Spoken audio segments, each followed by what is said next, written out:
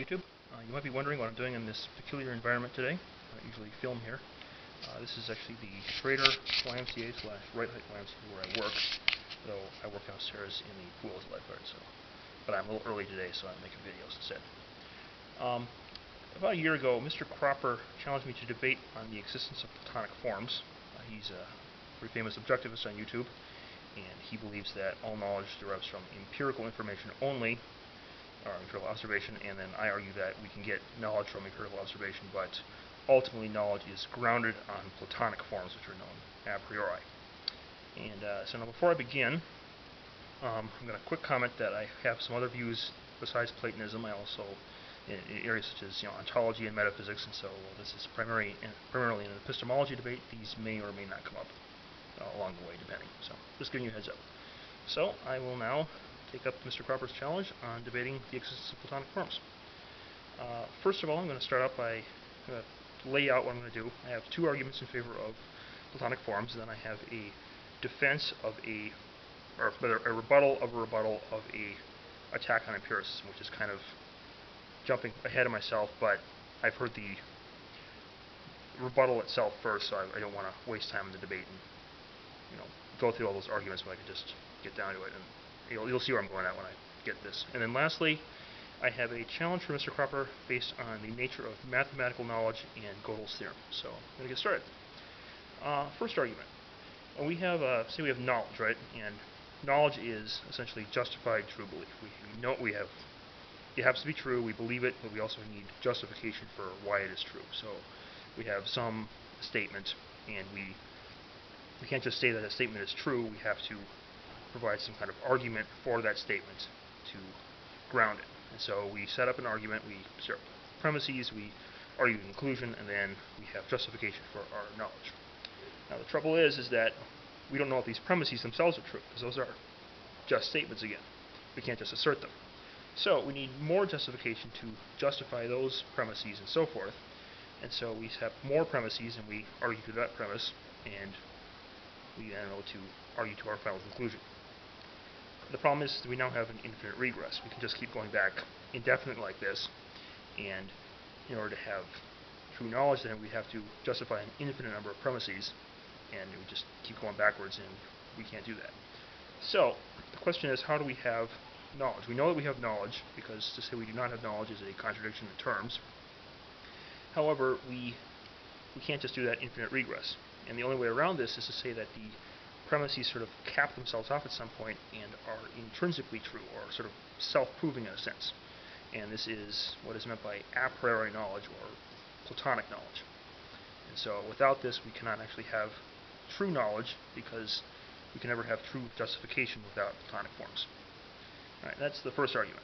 Let's see what I'm doing at the time. Good. Second argument is, this is more indirect, but it's sort of just looking at what knowledge actually is. Now, let's say, assume that all knowledge derives from the outside environment, just empirical observation, and we gather the empirical observation in, and we somehow it turns into knowledge. Well, the problem is empirical data, that's not actually knowledge itself, it's just streams flowing around of information in the environment, and it goes into our eyes somehow, it goes to our optic nerve, into our brain, and it's still just information flowing around in circuitry. And well, the problem, of course, with all of this is, at what point does it become, how does it actually change from just being empirical information, which is not necessarily in the mind or anything, to being actual knowledge?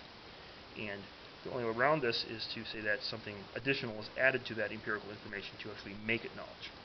Otherwise, you just have empirical information that can't by itself change into knowledge. And so the only way around that is to say that there is some kind of additional something there that processes it and turns it into, or additional premises, so to speak, that actually transform it into true knowledge.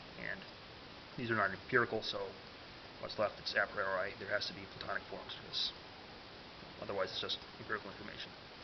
And then next, I'm going to get into the Cartesian evil genius problem. And basically the argument is, maybe we're living in a simulation, brains in vats run by computers in the Matrix or something, and we have no way to tell. And this could be the case. Now, this is kind of an argument against empiricism, because we don't, maybe this is the case, maybe it's not actually knowledge we're seeing.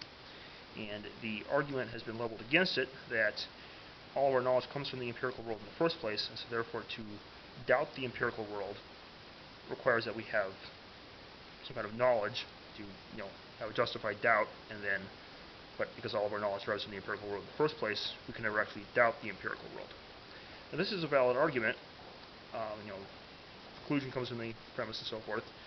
The trouble, and actually I hold to a variation of this myself, I obviously don't believe we're in the Matrix. The trouble with this is, however, is that the premise that all knowledge is empirical is itself a priori. And so, while it's a valid argument, it uses an a priori or Platonic premise into it, and so we cannot actually use that argument if we are to assume, pure empiricism itself without any a priori component. And furthermore, I'm going to kind of dissect this a bit here and look at what this premise is, what this means. This is an a priori premise which says that all knowledge is empirical, and therefore that there is no a priori knowledge. So if you think about this, this is actually a contradiction in terms. It's saying that there's a sort of an a priori premise or a priori knowledge that there is no a priori knowledge, which is inherently contradictory, and so you can't have that kind of premise. There has to be some kind of any contradiction of a priori knowledge is going to require a priori knowledge at some point, and so therefore you can't contradict a priori knowledge. Platonic forms therefore exist. And now the last thing I'm going to do, it's maybe a little bit early, I don't know. I'm going to set up a challenge to Mr. Cropper on the nature of mathematical truth from Gödel's theorem. And let's just assume that all knowledge is derived from the outside, from just sense impressions of the outside world. So let's say we look around, we pick up data from everywhere, we get our, empirical data, we then can put into a computer, we can derive all physical laws from it and so forth. We have a complete set of knowledge of the physical world just from observations and so forth, and we have a theory of everything. We can simulate the universe then in a computer, and then if this is true, and all knowledge is derived from empirical knowledge, therefore we could theoretically derive mathematical knowledge from this computer program itself, just based on pure empirical data. The trouble with this is that Gödel's theorem states that it's not possible. Bertrand Russell and North Whitehead tried this. They tried a book where they tried to prove that 1 + 1 = 2, which is pretty trivial. They tried to prove it from pure logic, and they had this 240-some page book, massive edifice, trying to demonstrate this. And what they finally were able to do was prove that 1 + 1 = 2 from number theory. Well, the premises of number theory are not proven from pure logic themselves, and so they couldn't actually prove 1 + 1 = 2 from pure logic alone. And so Gödel came along and pointed out that any system, he actually attacked this particular problem of the counting numbers. This is one of the examples of Gödel's proofs that we can't actually we can't derive this from pure logic. That's right. He pointed out that you can have a system that is complete and consistent at the same time, and to have complete knowledge of, say, 1 + 1 = 2, you would need to have a complete and consistent system to prove it. So if you have something incomplete, maybe you left something out, and maybe you got your premises wrong, and maybe the conclusion ends up somewhere else.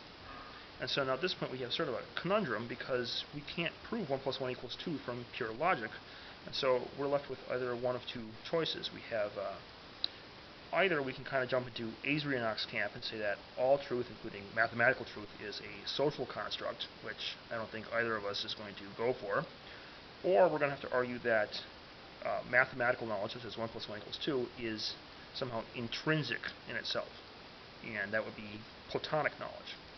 And so now, if you're going to dispense with Platonic forms,